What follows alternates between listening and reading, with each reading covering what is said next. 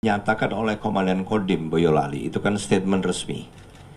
Nah, statement resmi ini khususnya yang kronologi, karena dari pejabat lain sampai dengan Kapus Pen itu walaupun tertulis dan Panglima pada saat malam tahun baru tidak menyinggung kronologi. Nah, kronologi ini kan sangat tidak akurat. Artinya saya bisa membayangkan karena saya pernah menangani banyak hal seperti ini. Ini adalah murni testimoni atau pengakuan dari terduga tersangka, kelihatannya begitu.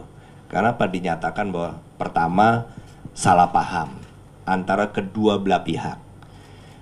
Padahal videonya menunjukkan hal yang bertolak belakang malah. Nggak ada itu apa dua belah pihak terlihat seperti diskusi atau kan nggak ada langsung itu.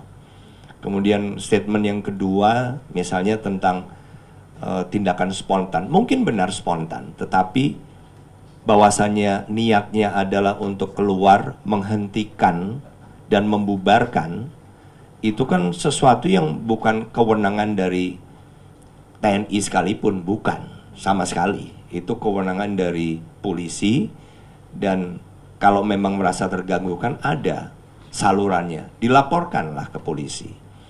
Jadi statement ini juga menunjukkan bahwa itulah posisi kronologi yang diyakini oleh pembuat statement, dalam hal ini Komandan Kodim. Padahal beliau berbicara itu sudah menjadi bagian dari penegakan hukum itu sendiri, karena pelanggaran yang dilakukan oleh oknum anggota TNI itu diselesaikan oleh sistem penegakan hukum di dalam militer yang berbeda dengan penegakan hukum di peradilan umum, berbeda. Jadi jangan sampai mentah-mentah diambil keterangan dari bawah begitu saja. Saya menjabat sebagai Kepala Staf Angkatan Darat, banyak mendapatkan laporan seperti itu sampai ke level saya. Berarti sudah melewati Komandan Korem sebagai perwira penyerah perkara terendah, kemudian ke Pangdam sampai ke Kasat. Itu kalau saya terima begitu saja, ya begitu.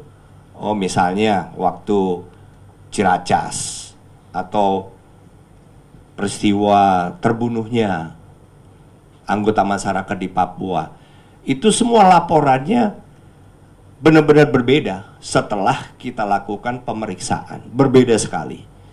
Jadi harus ada kehati-hatian dalam hal ini.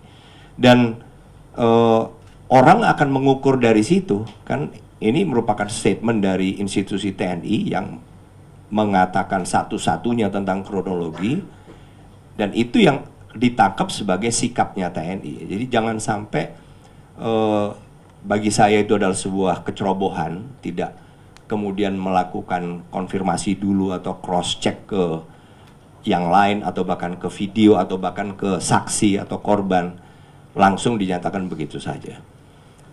Bagi saya, Komandan Kodim, Komandan Batalion, harusnya yang paling berkepentingan.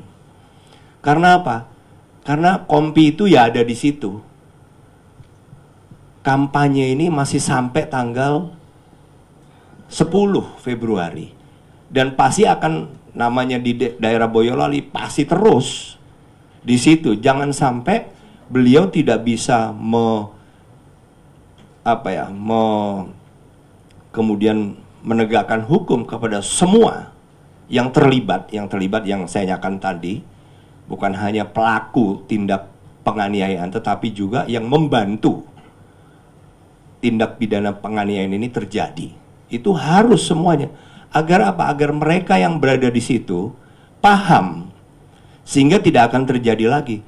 Tapi kalau nanti hanya tanpa diawasi, kemudian kecenderungan lama di mana yang diproses hanya sesedikit mungkin dan seterusnya, itu kan akan justru merugikan TNI sendiri. Jadi menurut saya, kalau Komandan Kodim, Komandan Batalion tidak ingin karirnya kemudian rusak, karena kalau itu terjadi lagi, tidak diberikan pemahaman yang dalam.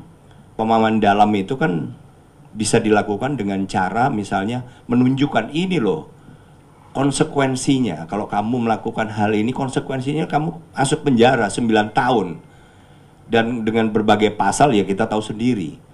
Nah, dengan begitu nanti akan memberikan pelajaran bagi yang lain. Wah, jangan sampai nih kita melakukan tindakan yang bukan kewenangan kita. Karena resikonya bisa seperti itu. Tapi kalau itu tidak ditegakkan sekarang dan kemungkinan terjadi lagi, ya bisa dinilai, oh berarti komandan batalion ternyata tidak mampu memimpin. Oleh karena itu ya kamu nggak pantas. Nah, itu kan banyak resikonya.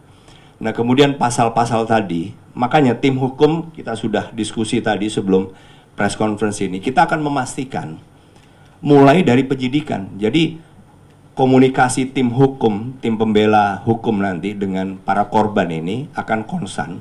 Juga kita lakukan dengan penyidik. Pada saat ini kan dengan penyidik dulu, untuk memastikan berkas yang akan dilimpahkan ke auditor atau ke jaksa kalau peradilan umum itu sudah memuat semua pasal yang menurut kita harusnya bisa dikenakan. Jangan sampai ada yang terlewat, karena kalau dari penyidik saja ada pasal yang tidak disertakan, padahal kemungkinan bisa, itu akan berpengaruh kepada putusan hakim nanti. Itu. Baik, terima